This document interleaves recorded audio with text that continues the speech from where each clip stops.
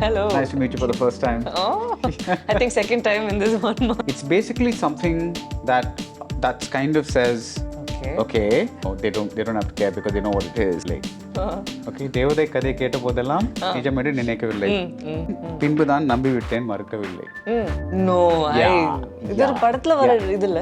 No, I've heard it. I don't know right now. I don't know if it's a song, but I know I've heard this before. Someone's dedicated it. I'll just say thank you, but I know this is from somewhere.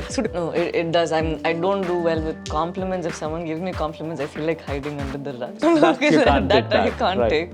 And not that I'm not happy about what I'm hearing, but it's just that I'm too shy. Oh please, you just don't even know me. You should come to my sets, you'll know. Like turn into this energy bundle? How does that? I am aware of what is happening in the scene, and when something new comes across from the other actors, then my expression is spontaneous, and from there I don't hold back. So if I'm most of the times I prefer being unprepared, but being the person that I am, I do double the work. And I could say that I don't have a particular way in which I roll. I think it depends on the character that I'm playing and the film and the person I'm working with. So I had to keep building up on things, and that whatever I thought the character would do, and apparently those were the best ones. I don't have a way, rule book, you know, this is how it works for me. Sometimes I'm just surprised by the environment I work with. There are two sides to me. One is that I love being quiet. I hate speaking.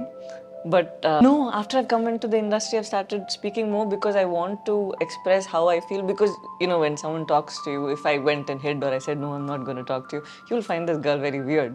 So for me to socialize, I tried to put a side of me down. But the other one is taking a hit, where, you know, you have emotional outbursts every now and then. Last thing I want to do. No, it's not because you made me stop. It's because I've been speaking so much the last few days.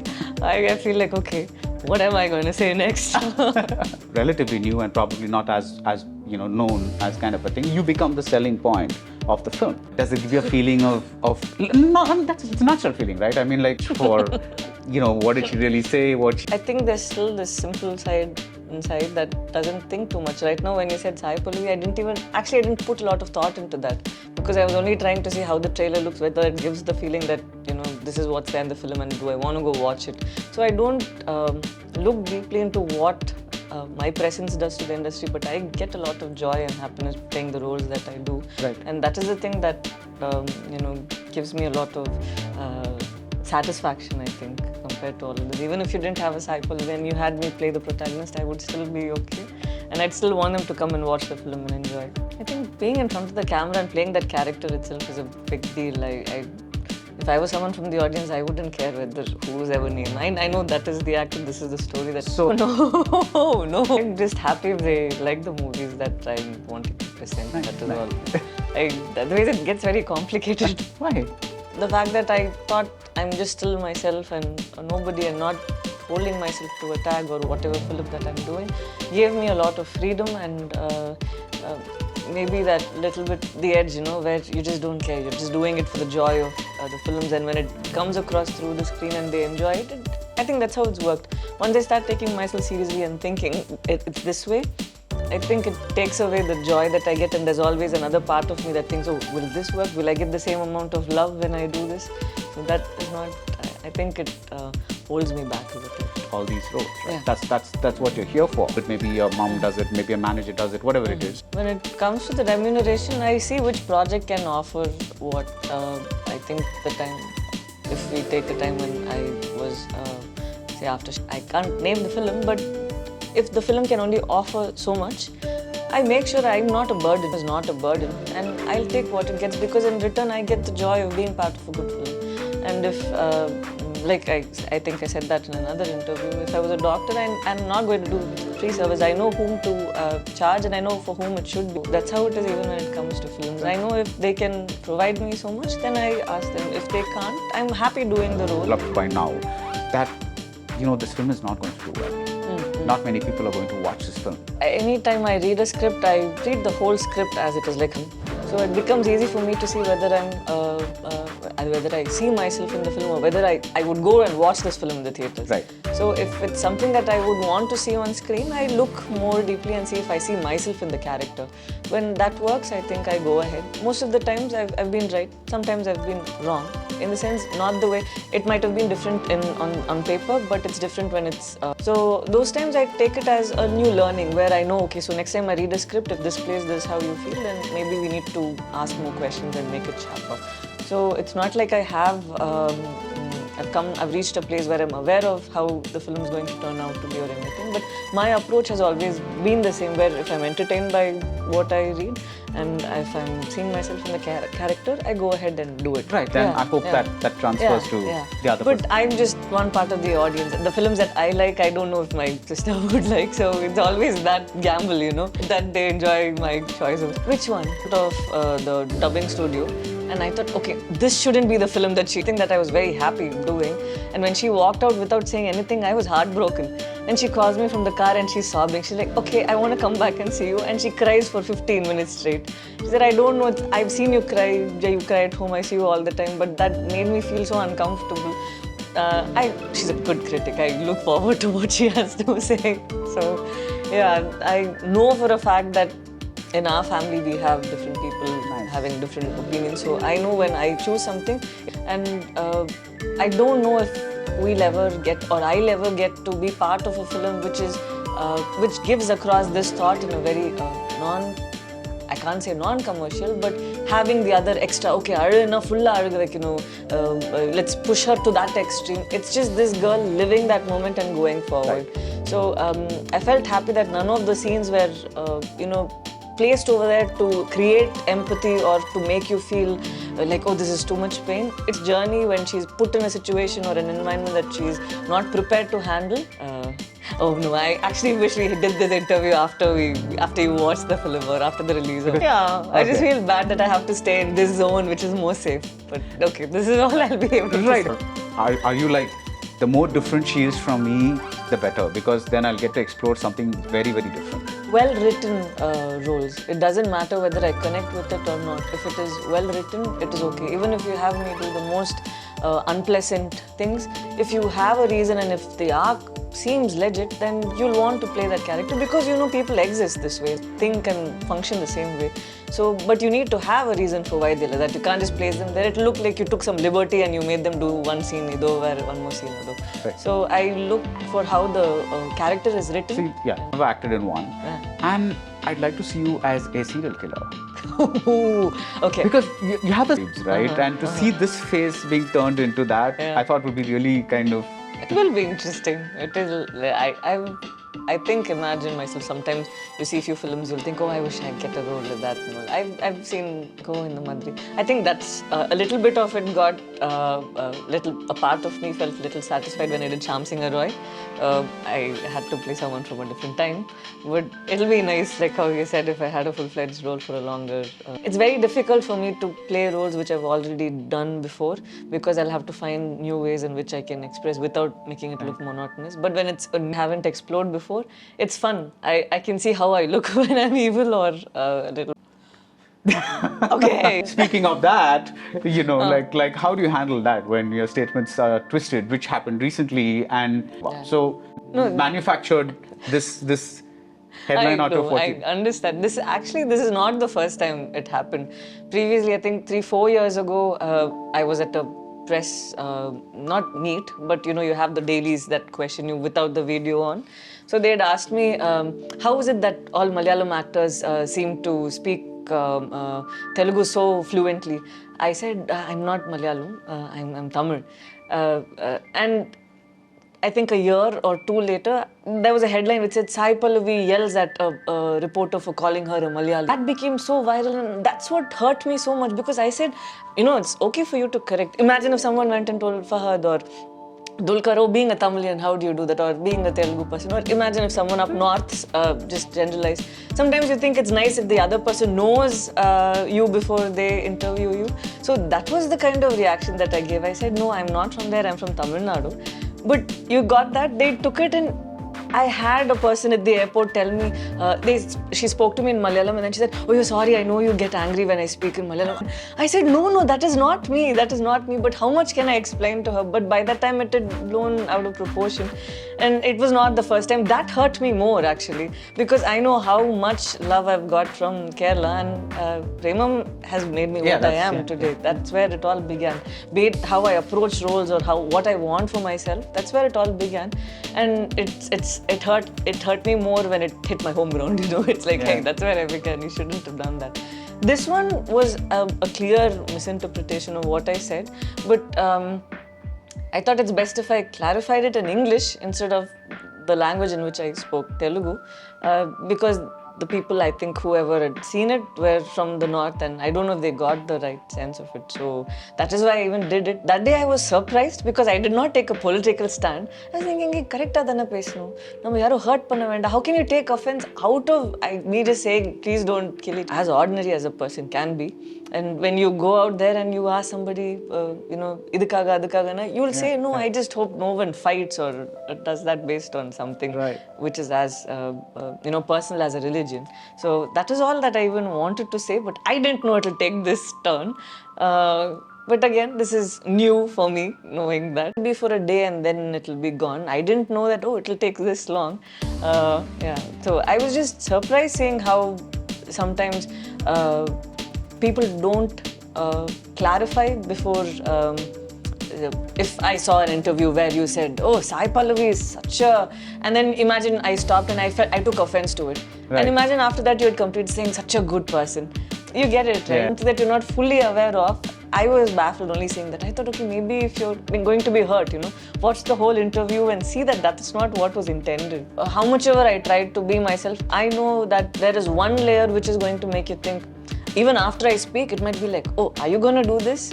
That always happens, I think. As actors, we're here to, have so much of joy in the work we do, and our personal opinions, when they're taken in another sense, like we're trying to reform or, tell people that, hey, this is how you should think, it suddenly bothers us, because after that, any question that say you ask me something on other than films, I'm going to think, okay, is this person going to make that the headline and do that? I think right now I'm aware of it.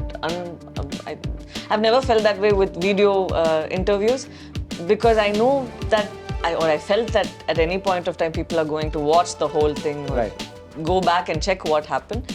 But I was surprised even in a video interview that you could take a bit of it and then make it into that way. So it was new learning, new experience, I guess. But today you find, like, not just you, but many actors being, many people, many female actors being given really solid roles in really solid films, and that's like you have a substantial role in that, even though your presence may not be like fully there. What do you I think it existed even back when Mani sir did. So growing up, I only watched such movies which had, I think, real life characters, or maybe that is the reason why I didn't feel that this was a sudden growth.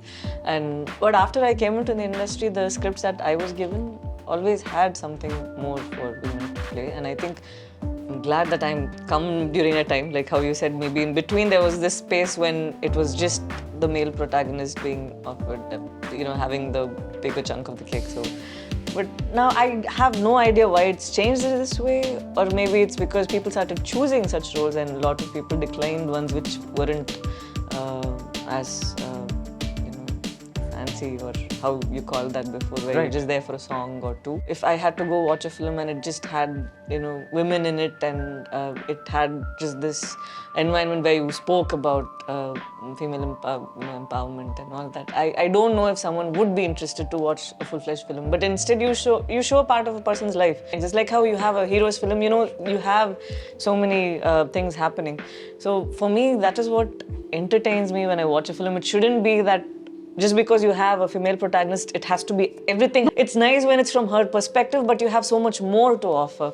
I feel that OTTs are also another reason why you have maybe more written scripts for women. I don't know I think when you talk about the market or how it is going to commercially help the producers and all that. They look at how much they have the reach and how much they can retrieve after the film. But now with OTT, it's easy, where you have a good product, people watch, they buy it well in advance, and when it works, when a lot of people see it and it works, I think it's coming to the theatres right now. But anything else that I did, but nothing. I'd like to do something very quirky or something that I can't play. Right. I'm looking for something quirky, which I can't play in, say, in theatres, or someone who's not trusting to have that in the theatre to play such roles when it comes to OTT. I read a script that was a little on those lines, but I don't know why it disappeared midway. Come on. Mark my words, this is going to become like a defining moment in your career. No, that was fun. What if someone else is already doing it? That's going to be bad. Okay. This is like so. No, but that will be nice. That will be interesting. My comfort zone will be love, expressing love. That is easier or safer for me to do, but anything other than that, I'm really kicked to. The poor person was after you. No, I was in love. I just didn't say it out loud. Yeah, but then, and an iconic song to match. It's just like, it's amazing. No, definitely. I think when I did Premam, I was very conscious. Right. Because I didn't know what I had to do. I've said this before, but I didn't know what focus meant. It was from scratch, and every time I had to hold back and not know how much I should smile. And that time I had a lot of insecurities. Right now, if the camera exists, I won't even know that it exists. Right. So if there's something that I've just learned to not focus on anything around me other than the scene. So that's one thing that I think I've picked up from. Tweak it and all that happens, kind of a thing. Yeah. So have you? I sometimes we do, because the director would have written it at a different period of time, and now during the journey we know that there are a few points at which we would have done a certain thing. For example, in the trailer there is a shot where I shut the door. So I've had a tiring day.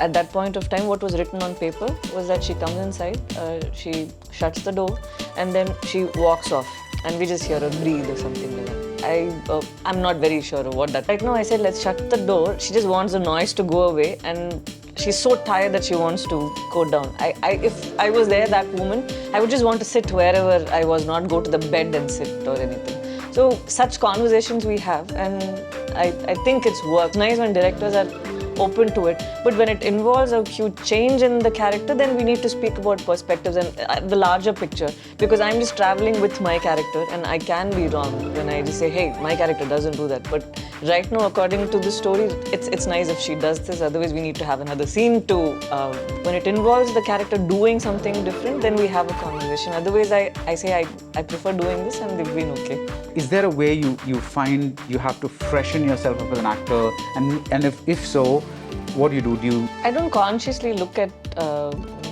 movies and try to pick how they. I think there's something which runs subconsciously in my head right now. If I'm talking to you and you end up doing something which my head picks up, I'm pretty sure I'll do that in a while. I've seen few traits like that which are not good also. So I've had my people around me tell me that don't do that, that's not right. So that somewhere I've picked it up because that was a weird thing that I watched. So do something a certain way. Once I feel that, hey, that looks monotonous, there's another part of my brain that looks for something which it can fit in that place. Just choice or an effort that I take from my end, but my head works in that way. This is not conscious, it just so happens. Bed and watch YouTube videos. I know that all these people are waiting for me, but... Yes. And it was for Shyam Singh Roy shoots. Okay. And I can't do night shoots because I don't sleep during the day. So imagine me being up at night and during the day up at night. And so this went on for around 30 days, I think, at one point. And I was shooting for Gargi and for Love Story. So I've always been blessed where it's just one film at a time. Right. But now post-COVID, it was 3 films and no sleep. I remember crying, thinking, I love acting. I can't believe that right now I want a day off. So my pain was that I can't believe that I don't want to go, but I never told anybody. There was one day I think that my sister went and told the producer saying that Pallavi is crying because she wants a day off. He felt so bad because he thought they love me. Most of the people I work with, they think I'm this little child, so they think that I'm comfortable, but I'm like, no, I have a great time. When they got to know this, they felt so bad. They said 10 days off, you do what you want, 10 days off. And then we shot just for 3 days. you get it. It was easy for the producer to say, let's just shoot 3 days and we give her all the time off. They knew that I was not feeling fine. The day they knew, they said, take 10 days off. Then we come and shoot the 3 days. Most of the characters I play are not hard for me when I am the character. It's only after I'm done. These thoughts I've had even before, and when you play that character and you go through all the emotions that she does, and when you disconnect from the character and right now you're not going to the set and being Gargi, it starts hitting you that, oh my God, what is happening right now? And you start thinking of people's personalities and what each one is and who isn't. And sometimes it makes you wonder if, okay, and that might be just going into the script and I'm just scared I might say something more. A part of her is still in me, but I think so are all the characters that I've been part of. It does. The way my perspective changes, because as myself, as Sai Pallavi, I won't react the way that character does. I wouldn't have taken the decision that character takes. But when I'm there, I need to believe that before I play that character. So once I believe that, now there's a layer to me which is even more weird than before. So I'm a mix of all the characters I've played. Wow. No, people at home have a tough time because I do a film like Virata Parvam, where this girl is eccentric. She's so angry that she wants to beat someone up. I go home and I have that, and me being the person that I am, I start crying, saying, why are you making me so angry? They're already hurt and I'm yelling at them even more, saying, why are you making me so angry? So they see this crazy woman in front of them. I'm not able to pick just women playing those roles. Sometimes it's just the experience you get out of your films. If I think of roles, because as an actor right now, I look at scripts or characters which are weird and I like weird, and he stands out. Even in Fahad's filmography, that one is something else. Yeah. So my head only goes to those lines, and I don't differentiate based on women or men. Yeah. I just like that. I like how I'm sorry, this is so wrong of me. You know, Neena Gupta garu, she won a national award for the film. So I think that was something which was. I know that grannies like that are, that's how grannies are, and the way she acted was so good. That's something. And Urvashi garu, I'm saying garu, where I'm from. So Urvashi ma'am's characters, sometimes the way she, around. It's a mix of all that. Yeah. That's why it was not to kind of make you choose between one or the other. No, I don't remember them that much. It's just the experience most of the characters Manisa has written, they are iconic because it's just not that you show somebody in a very, say, superhero kind of. You don't have to glorify the woman. Right. She's just being herself, but there's so much beauty and grace behind it. So I think all of Manisa's films give me. Thank you. I'm glad to. Thank you. So I was like, oh my God, what is this? I'm having lost my way. And your costume. Yeah, and blending right into that forest. Had a great time. Thank you for having me over. Thank you.